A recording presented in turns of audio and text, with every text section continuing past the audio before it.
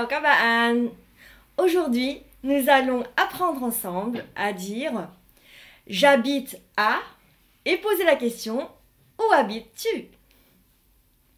Pour dire, par exemple, j'habite en France, on dit tôi sống ở Pháp. Et pour demander où habites-tu, c'est sống ở đâu? Nous allons voir tout cela en détail ensemble. D'abord pour dire j'habite en France, tôi sống ở Pháp. Mot à mot veut dire moi habiter en France. Avec tôi, nous l'avons vu, c'est moi dans la partie neutre, dans l'appellation. Sống, ici, veut dire habiter. Ở, ici, veut dire à, ou en, ou au. Ça désigne en fait le lieu. Comme par exemple, en France, au Vietnam, à Hanoï, à Paris. Et Pháp, c'est la France. Tôi sống ở Pháp. J'habite en France. Dans la prononciation, le nouveau mot c'est sống qui veut dire habiter, vivre. Sống. L'accent ici c'est un accent montant. Sống.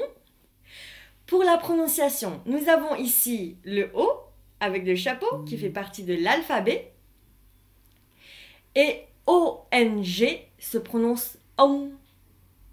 Le G ne se prononce pas réellement en vietnamien lorsqu'il est dans ONG.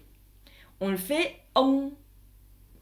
Alors, imaginez être un hamster ONG qui se prend en flagrant délit en train de manger ONG. Et après, vous montez avec le S qui se prononce S, donc ça fait sống. Sống.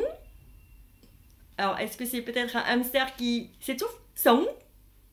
Non, il s'étouffe pas vraiment, mais en tout cas, il est pris en flagrant délit. Il dit oh, sống. Donc, qui veut dire à, au ou en, qui permet justement de désigner l'emplacement d'un lieu. L'accent ici, c'est comme une interrogation. Vous vous souvenez? Le O ici comporte un crochet, ce qui fait que il se prononce C'est presque comme si vous rotez, mais sauf que c'est l'accent comme ça. Donc alors ça fait un peu niais, effectivement.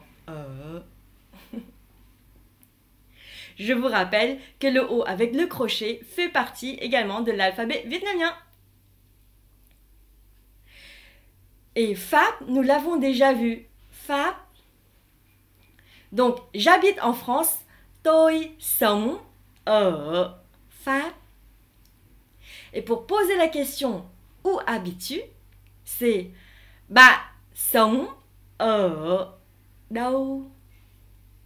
Ça se ressemble vachement. Vous ne trouvez pas? Veut dire toi, ami. Sống veut dire habiter, vivre. À.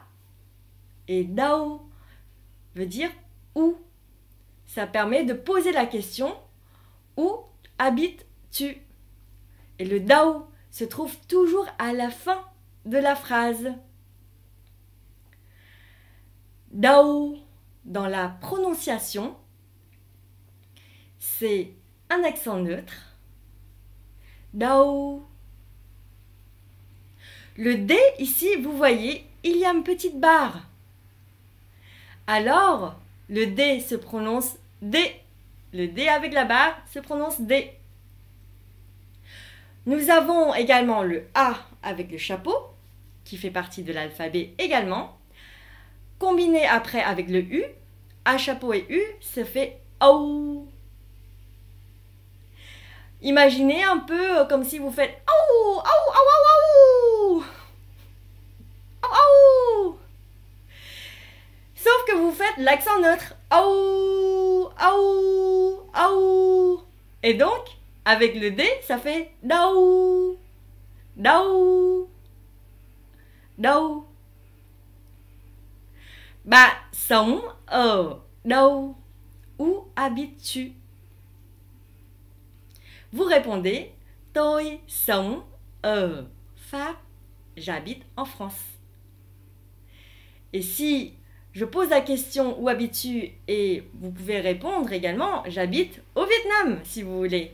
Donc, bạn sống ở đâu? Où habites-tu? J'habite au Vietnam. Tôi sống ở Việt Nam. Et voilà, c'est tout pour notre cours d'aujourd'hui. Je vous donne rendez-vous à un prochain cours. Merci. Au revoir. Xin chào, tạm biệt.